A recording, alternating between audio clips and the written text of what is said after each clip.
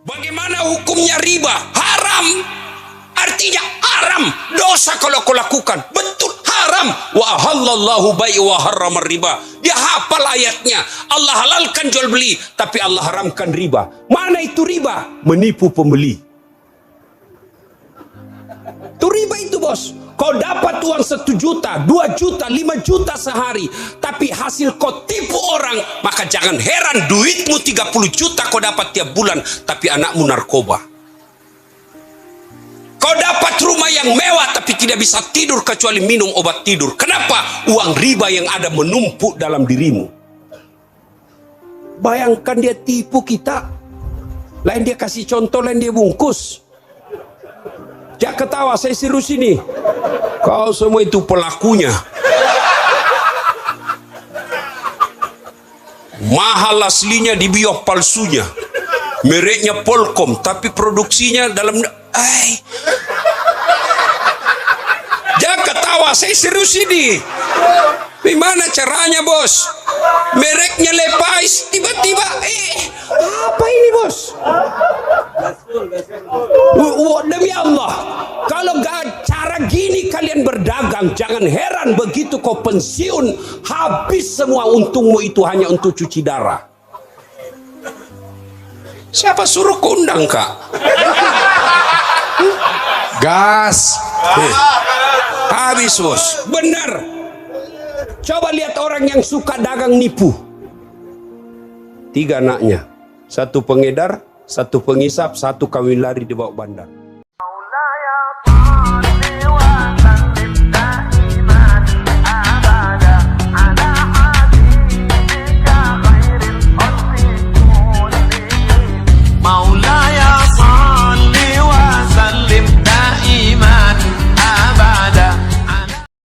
Bapak, saudara-saudara sekalian, teristimewa guru-guru kita yang ada di tempat ini, yang insya Allah dimuliakan dan dirahmati oleh Allah Subhanahu wa Ta'ala. Minta tolong dijawab dengan jujur. Ada pedagang di sini? Angkat tangan. Pedagang. Siapa pedagang? Oh, ada yang mau dagang rugi? Ada yang mau rugi dagangannya? Pasti orang beleng-beleng itu kalau mau rugi. Ada yang menguntung? Oh, semua pedagang mau untung. Tidak satupun manusia yang berbisnis mau rugi. Semua mau untung. Tapi selanjutnya semua yang untung belum tentu jauh dari azab Allah. Ada orang berdagang 1 hari dapat 5 juta. Untung dia. Tapi belum tentu jauh dari azab Allah. Ada orang untung 10 juta 1 minggu, 20 juta dia dapat 1 minggu, tapi belum tentu terbebas dari azab Allah. Tapi ini pedagang, sudah dagangnya untung, sudah dagangnya tidak rugi, jauh lagi dari azab Allah. Siapa mereka? Inilah yang kita akan jawab pada taklim kita kali ini. Nah, Allah Subhanahu wa Ta'ala bertanya dalam Al-Quran. Bismillahirrahmanirrahim. Hal adullukum ala tijaratin tunjikum. Mau ndak saya tunjukkan kalian sebuah niaga bisnis yang tidak pernah merugi. Bayangkan, tidak pernah merugi dan jauh dari azab Allah. Kalau ditanya begitu, apa jawabannya? Pasti mau. Kalau mau, kata Allah, syaratnya 1, tu'minuna billah, berimanlah kepada Allah Subhanahu wa Ta'ala. Artinya apa? Silahkan jadi pedagang baju yang beriman kepada Allah. Silahkan pedagang peci, beriman kepada Allah. Dagang sarung, beriman kepada Allah. Yang jadi masalah kita ini gampang sekali ngaku. Saya beriman kepada Allah. Kamu beriman kepada Allah. Ngaku beriman gampang. Tapi yang sulit adalah diakui sebagai orang beriman. Contoh. Ibu bapak kenal Sandiaga Uno? Tahu Sandiaga Uno? Tahu. Itu kan orang dari Sulawesi. Ibu bapaknya dari Sulawesi. Nah itu Sandiaga Uno masih sepupu sekali sama saya. Ngaku. Mulai bingung, kok jauh bener tampangnya. Sandiaga Uno cakap, Ustadz hancur. Saya jujur, saya ini ndak gagah. Sandiaga Uno tuh gagah. Saya bohong kalau saya bilang Sandiaga Uno nggak gagah. Dia gagah, saya ndak gagah. Tapi saya menawan. Ngaku saya sepupu dengan Sandiaga Uno gampang.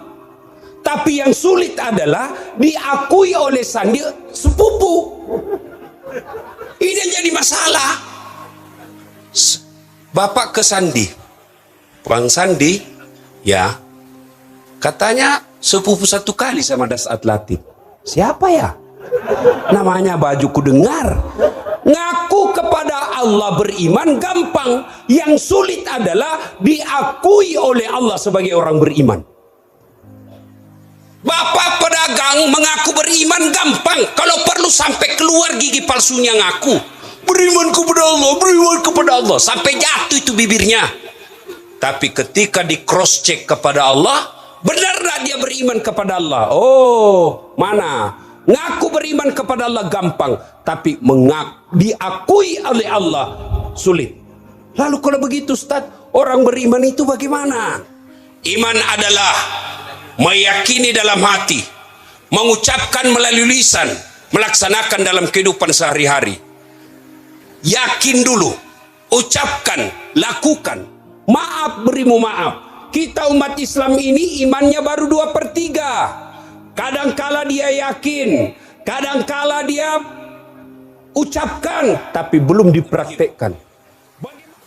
Innamal mu'minuna alladzina isa sukirallah wajilat qulubuhum. Orang beriman itu apabila, dengar, orang beriman itu apabila dia dengar nama Allah bergetar hatinya. Apa yang disebut bergetar hatinya? Contoh paling sederhana. Adik-adik, bapak-bapak pernah jatuh cinta? Ya memang kau belum disunat. Ya? Pernah jatuh cinta? Oh, kalau saya bukan pernah, sering. Itu kalau orang jatuh cinta seperti saya, jangankan saya lihat mukanya, dengar aja namanya. Dia bilang orang di Makassar, dum-dum gled. Apa itu domba-domba gleter? Saya dengar saja namanya, sudah bergetar hati saya. Fatima, lah sekadar siapa yang sebut pacarku? Coba lihat, orang kalau dicinta, jangankan lihat wajahnya, dengar aja namanya sudah menenangkan kalbu. Kenapa? Karena itu dicinta. Tapi apabila disebut namanya Allah, mampu menggetarkan hati kita, itu baik. Tapi kalau tidak, berarti iman kita belumlah seperti yang Allah inginkan. Bagaimana nama Allah mampu menggetarkan hati kita? Allah kita permainkan nama-namanya. Mana disebut mempermainkan nama Allah? Dia pakai sumpah dalam berdagang. Asli ndak? Demi Allah. Betul. Wallah. Kau permainkan nama Allah. Kau datang pengajiannya, insya Allah. Kayak 17 tahun di Mesir. Insya Allah. Ketemu besok, kenapa kau tidak datang pengajian? Saya kan bilang insya Allah. Padahal dalam hatinya sudah tidak mau. Tidak boleh Bapak mengatakan insya Allah ketika dalam hati tidak mau. Yang wajib mengucapkan insya Allah ketika memang dia mau. Tapi tidak boleh memperkai namanya Allah. Tidak boleh mengatakan insya Allah kalau memang dalam hati tidak mau. Lebih jujur. Datang pengajian sebentar mainlah. Saya mau sekali tapi ada sepak bola. Daripada saya pergi tidak konsentrasi juga dengar ceramah gara-gara menonton bola, sudahlah lain kali saya ikut pengajian. Ini lebih sportif. Jangan mengucapkan insya Allah ketika tidak mau. Ya. Yang kedua, yang pertama, orang beriman itu bergetar hatinya ketika disebut namanya Allah. Yang kedua, orang beriman menurut Quran tadi apabila mendengarkan ayat-ayat Allah bertambah imannya.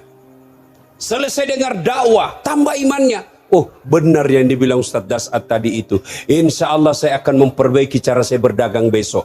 Kalau selama ini Bapak suka nipu, suka malsukan produk-produk orang, dan besok dia berhenti, maka Alhamdulillah Bapak termasuk orang yang sempurna imannya. Tapi kalau dia bilang, pintar juga itu Ustadz cerita neraka, kayak dia dari neraka saja. Besok dia tetap lakukan. Itulah yang disebut Bapak keras hati. Orang Bugis bilang tanten tonjan jenjong. Apa itu? Tangi tamulo, tangi taku, jami jamamu, jami jamaku, wita topi na witai. Itu orang Bugis itu sudah kepala batu itu yang begitu itu.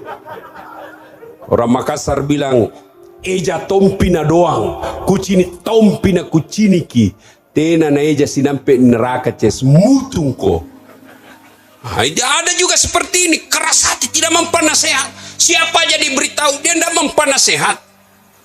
Nah, tanda yang ketiga menurut Al-Quran tadi, wa ala rabbihim yatawakkalun. Hanya kepada Allah dia bertawakal, berserah diri. Artinya apa? Dia berniaga dengan baik, dia jujur, tidak menipu orang.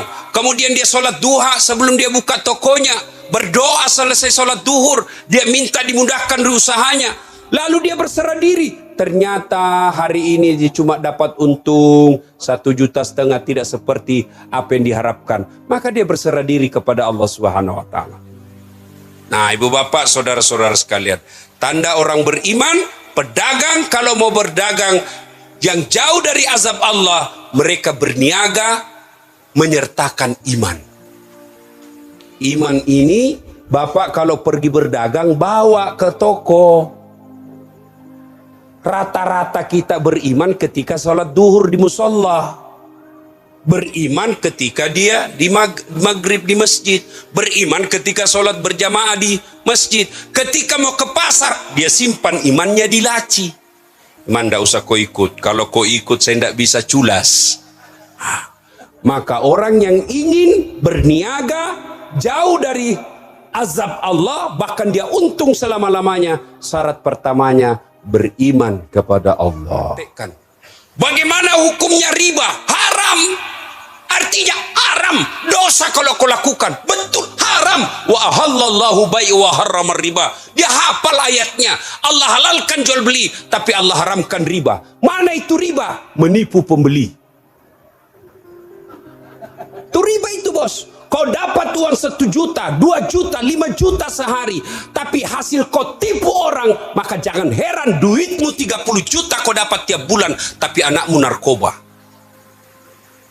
Kau dapat rumah yang mewah, tapi tidak bisa tidur kecuali minum obat tidur. Kenapa? Uang riba yang ada menumpuk dalam dirimu. Bayangkan dia tipu kita. Lain dia kasih contoh, lain dia bungkus. Jangan ketawa, saya serius ini. Kau semua itu pelakunya. Mahal aslinya, dibiok palsunya. Mereknya Polkom, tapi produksinya dalam... Jangan ketawa, saya serius ini. Gimana caranya, bos? Mereknya Levi's, tiba-tiba apa ini, bos? Demi Allah, kalau gak cara gini kalian berdagang, jangan heran begitu kau pensiun, habis semua untungmu itu hanya untuk cuci darah.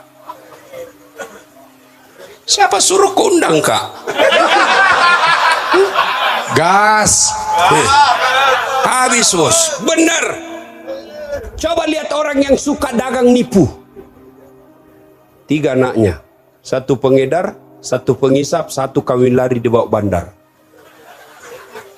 Banyak duitnya, memang banyak duitnya. Tapi tidak ada bisa dia makan. Duitnya 7 miliar. Dilarang makan nasi. Apa enaknya 7 miliar dilarang makan nasi?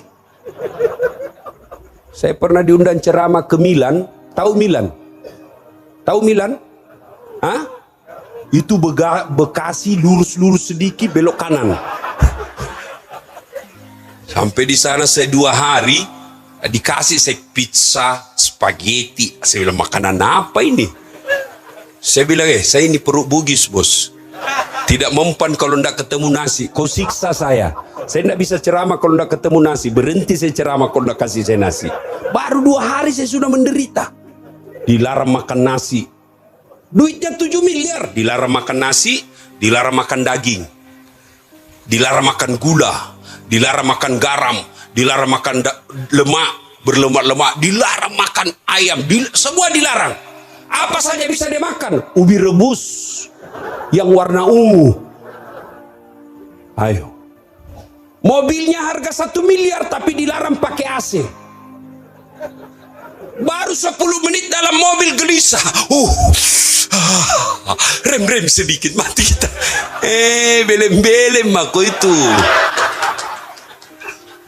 Itu kalau bapak ibu dagangnya nipu pembeli, apa ndak sakit hati pembeli kita, Pak? Jauh-jauh dari Sulawesi Selatan.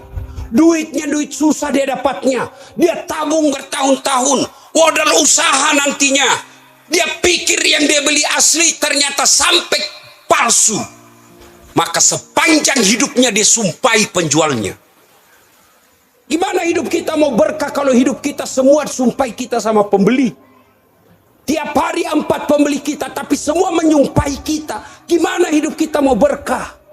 Tapi lihat orang yang jujur dalam berdagang. Barangkali untungnya tidak seberapa. Barangkali mobilnya tidak mewah. Barangkali rumahnya pun sederhana. Tapi hidupnya tenang. Anak-anaknya bisa menjadi anak-anak yang bermartabat. Kepedagang penipu, suaminya selingkuh, istrinya membalas. Tiba-tiba minta maaf suaminya. Bu, maafkan saya. Kenapa Pak? Saya hilap ibu. Waktu saya ke Kalimantan dulu dagang, saya hilap ibu. Ada perempuan mirip betul sama ibu. Maafkan saya. Jadi saya selingkuh ibu. Maafkan saya hilap. Dia bilang istrinya, enggak apa-apa Pak. Saya maafkan kau. Begitulah manusia biasa. Kadang-kala memang kita hilap. Maafkan. Karena juga bulan lalu saya selingkuh. Ini kalau barang yang membentuk darah-darah kita adalah barang-barang haram.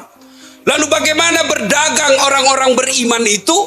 Mereka akan sportif. Seperti Rasulullah. Ya Muhammad, berapa harganya ini kainmu? Apa kata Nabi? Khadijah memberiku 10 dirham.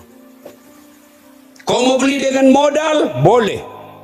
Kau mau kasih saya untung? Silahkan. Kira-kira ada di Tanah Abang begitu? Hah? Ada? Ada? Maka jangan heran, wajar ketika kita sholat tidak bisa khusyuk. Kenapa makanan ikut mempengaruhi tingkat kehusyuan kita? Kalau kita selalu mengkonsumsi barang haram, maka hati kita jadi keras. Apa hubungannya Ustaz? Tidakkah orang yang lembut hatinya itu ketika dia tahu barang salah, dia tidak akan lakukan? Tapi orang yang keras hatinya, kaswatul qalbi, dia tahu salah, dia tahu haram, tapi dia lakukan terus, maka itu membuat hati bapak menjadi keras dan wajar bapak sholat tidak bisa khusyuk. Allahu Akbar. Tadi 200.000, beli pulsa 50.000, beli es cendol 20.000. Mana ini lebih saya simpannya? Allah, di mana saya simpan? Sami Allah, masih dicari. Rakaat ketiga belum dia dapat. Begitu rakaat keempat, Assalamualaikum. Oh, di bawah dompet. Itu bapak ibu berdagang. Dagang yang baik itu dia yakin, dia ucapkan, dia lakukan dalam kehidupan sehari-hari. Bagaimana hukumnya pakai jilbab? Wajib. Apa artinya? Dosa kalau kau tidak lakukan. Kenapa kau belum pakai jilbab? Ya sudahlah, saya masih gadis. Nanti kalau pakai jilbab, tidak ada yang senang saya. Itu orang beriman. Dia bukan cuma yakini, diucapkan, dilakukan.